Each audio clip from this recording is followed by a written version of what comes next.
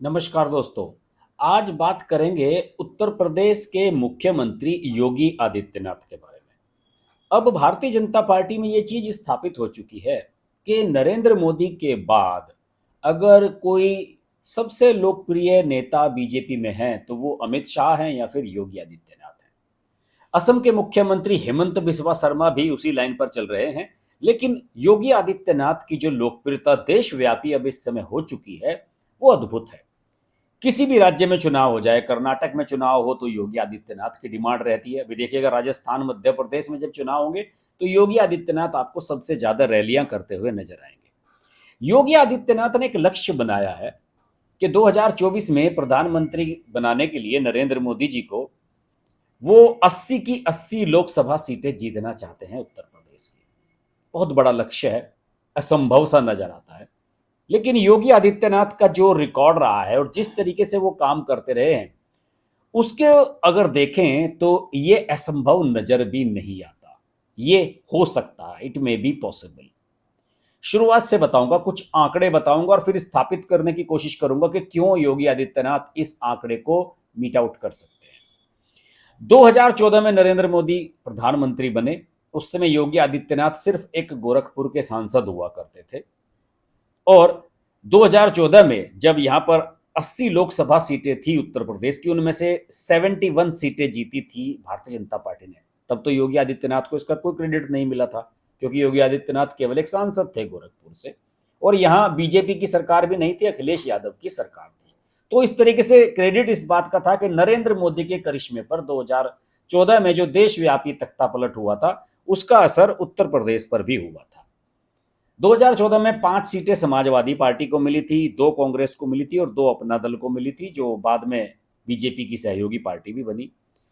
इसके बाद जब 2019 का लोकसभा चुनाव आया तो योगी आदित्यनाथ अस्तित्व में आ चुके थे। 2017 में वो विधानसभा चुनाव में बीजेपी की जबरदस्त जीत के बाद मुख्यमंत्री बन चुके थे और 2019 का जब लोकसभा चुनाव हुआ तो बीजेपी को यहां पर 72 के बजाय 71 के बजाय 62 सीटें मिली, यानी कि -9 सीट्स उनकी कम हो गई।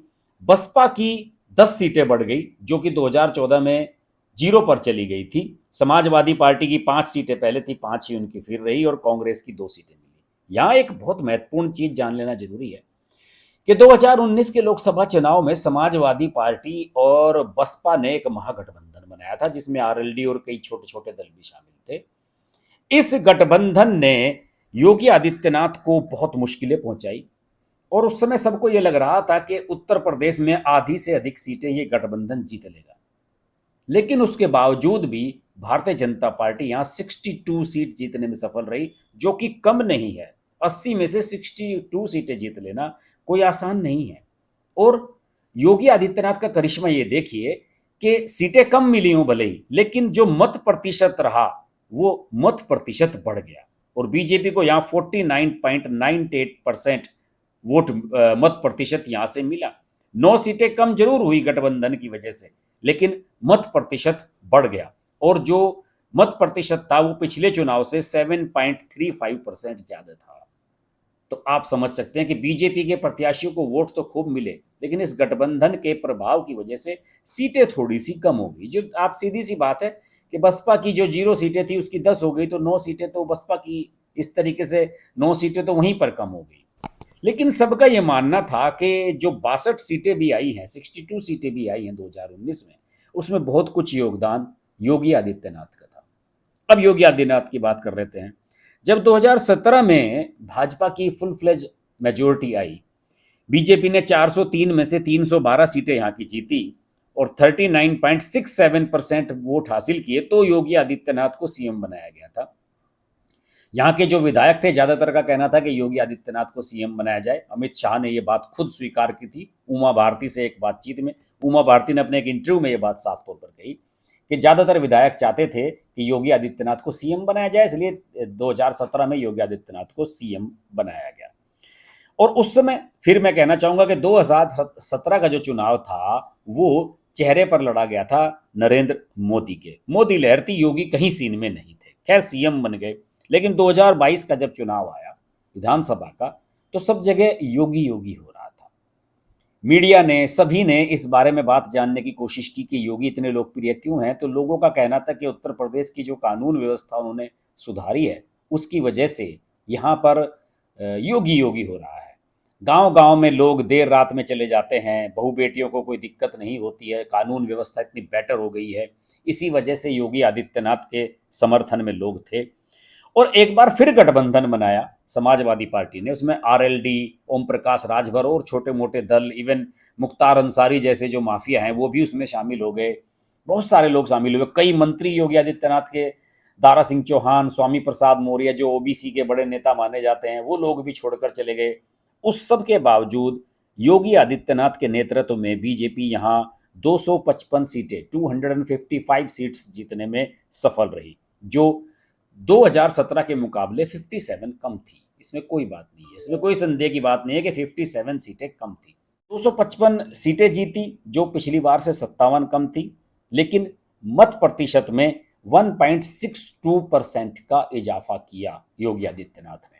और सब लोगों का मानना है कि देखिए 57 सीटें कम हो रही हैं, लेकिन उसके बावजूद भी मत प्रतिशत 2017 से 1.62% यानी कि लगभग 0.25% बढ़ा है। तो इसका पूरा पूरा क्रेडिट योगी आदित्यनाथ को दिया गया। समाजवादी पार्टी ने यहाँ गठबंधन किया था, 111 सीटें जीती और उन्हें 32.06% वोट मिले, जो कि पिछली बार से 10.24% अधिक थे। और ये माना जा रहा है कि ये समाजवादी पार्टी का सबसे बेस्ट प्रतिशत, मत प्रतिशत है। इससे बेहतर प्रदर्शन वो नहीं कर सकती, और इस तरीके से वो योगी आदित्यनाथ को अभी हाल फिलहाल हटाते हुए नजर नहीं आ रहे। ना कोई विरोधी दल योगी आदित्यनाथ के सामने उत्तर प्रदेश में खड़ा हुआ नजर आ रहा है। इससे पहले मैं आपको यार बता दूं, 2022 का जब विधानसभा चुनाव होने वाला था, उससे 4-6 महीने पहले एक चर्चा चली थी कि योगी आदित्यनाथ ब्राह्मण विरोधी हैं, उनके खिलाफ उन्हें मुहिम चलाई गई थी कि उन्हें हटाकर किसी ब्राह्मण को सीएम बना दिया जाना चाहिए।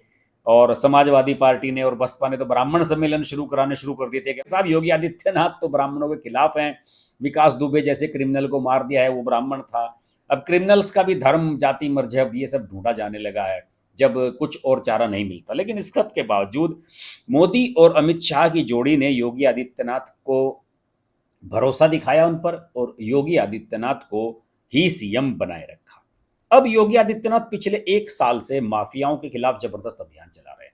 हालांकि 2017 में जब सीएम बने थे तभी से उन्होंने जबरदस्त अभियान चलाया था। इंडियन एक्सप्रेस ने एक रिपोर्ट छापी है हाल ही में, और उसमें 2017 से अब तक का जो क्राइम ग्राफ है, जो क्राइम का यहाँ का हिसाब किताब है सारा, उसका एनालिसिस करने की कोशिश की है।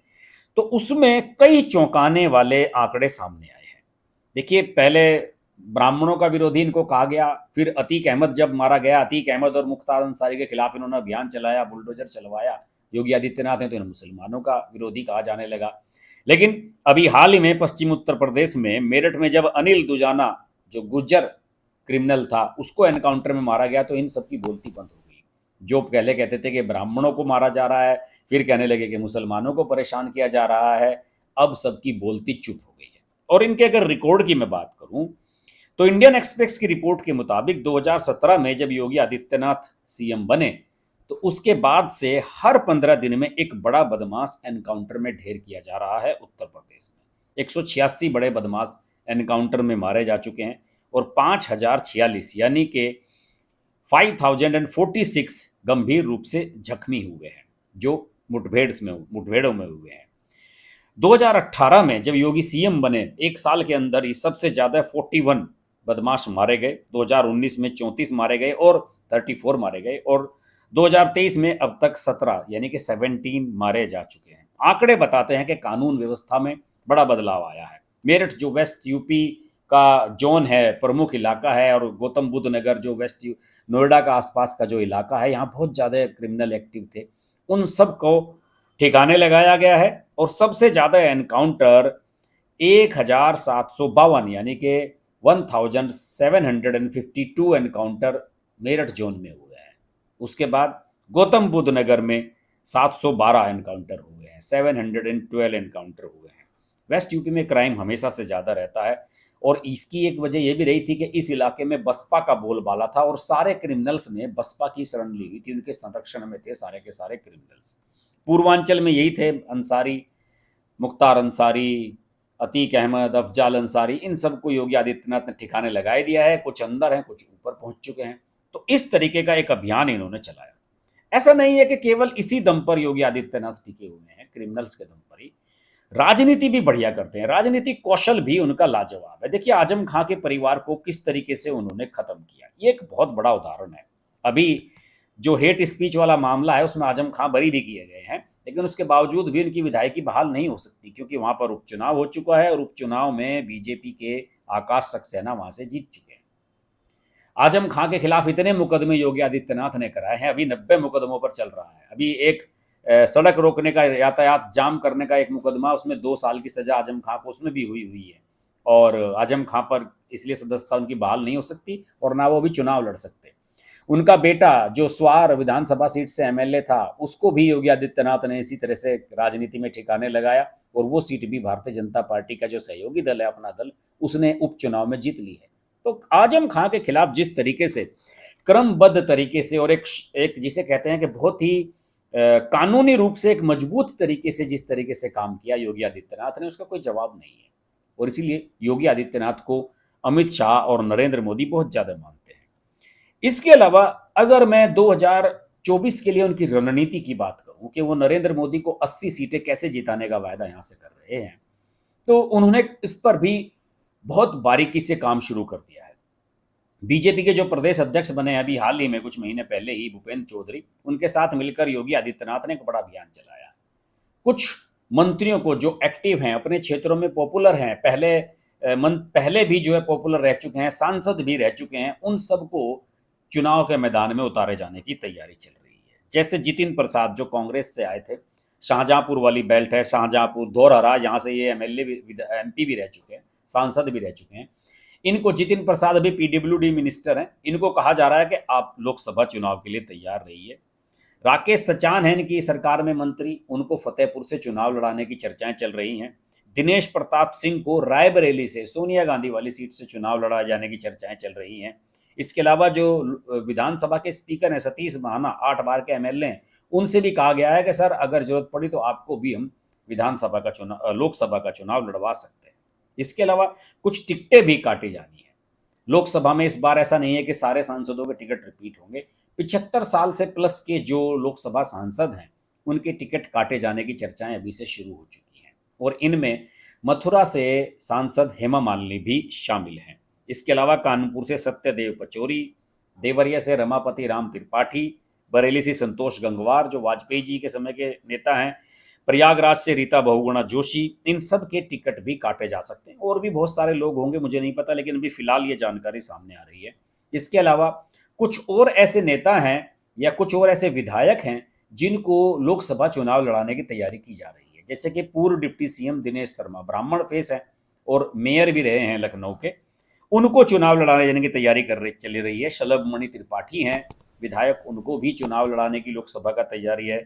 श्रीकांत शर्मा जो बिजली मंत्री थे योगी की पिछली सरकार में, मथुरा से, उनको भी चुनाव लड़ाया जा सकता है। राजेश्वर सिंह जो पूर्व पुलिस अधिकारी रहे हैं, नौकरी छोड़कर इसमें आए थे राजनीति में, उनको भी चुनाव लड़ाया जा सकता है। राजेश चौधरी जो मथुरा की मांट सीट से जाट नेता हैं, उनको भी लोकसभा का चुनाव लड़ाया जा सकता है हेमा मालिनी की जगह।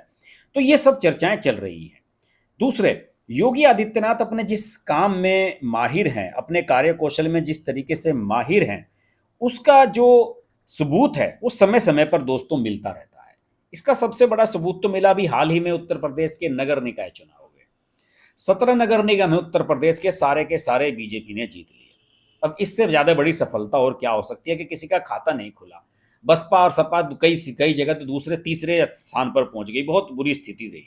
दूसरे, एडमिनिस्ट्रेशन की बात देखिए, अगर योगी आदित्यनाथ कहते हैं कि धार्मिक स्थलों पर लाउड स्पीकर तेज आवाज में नहीं बजेंगे तो अगले दिन ही सन्नाटा हो जाता है, सब बजने बंद हो जाते हैं। ये उनका एक एडमिनिस्ट्रेटिव जलवा है, उनकी एक धमक है जो दिखाता है कि वो कितने सफल पॉलिटिशियन है। कहीं कोई सांप्रदायिक दंगा हुआ है जब से योगी आदित्यनाथ बने हैं? कहीं पर कोई कर्फ्यू लगा है? आप बताइए, कहीं पर नहीं लगा है। आज जब विधानसभा में योगी आदित्यनाथ बोलते हैं तो उनके सामने बोलने की किसी की हिम्मत नहीं होती। अखिलेश यादव जब बोलते हैं तो उन्हें चुप करके बैठा देते हैं कि बैठ जाओ नीचे। तो ये योगी आदित्यनाथ का जलवा है, ये योगी आदित्यनाथ का प्रभाव है। और इसी के दम पर वो कह रहे हैं कि वो नरेंद्र मोदी को तीसरी बार लगातार प्राइम मिनिस्टर बनाने के लिए 80 सीटें यहां से जीत कर देंगे। अगर वो ऐसा कह रहे हैं तो आप तय मानिए कि ऐसा होने जा रहा है। देखते हैं क्या होता है। उत्तर प्रदेश की राजनीति को हम पॉलिटिकल पॉइंट शो में अक्सर डिस्कस करते रहे हैं, आगे भी करते रहेंगे। अगर ये एपिसोड आपको अच्छा लगे तो इसको लाइक कीजिए, शेयर जरूर कीजिएगा। उत्तर प्रदेश से हैं तो अपना कमेंट जरूर दीजिएगा, मैं आपके सभी कमेंट्स पढ़ता हूँ। और अगर ये वीडियो आपको पसंद आ रहा है तो और इस चैनल को अब तक आपने सब्सक्राइब नहीं किया तो सब्सक्राइब जरूर कर लें, नोटिफिकेशन के लिए बेल आइकन प्रेस कर लें, क्योंकि मैं अक्सर लाइव आता हूँ और आपको फिर लाइव आने का पता ही नहीं चलेगा मेरे। फिर आपसे मिलता हूँ, नमस्कार।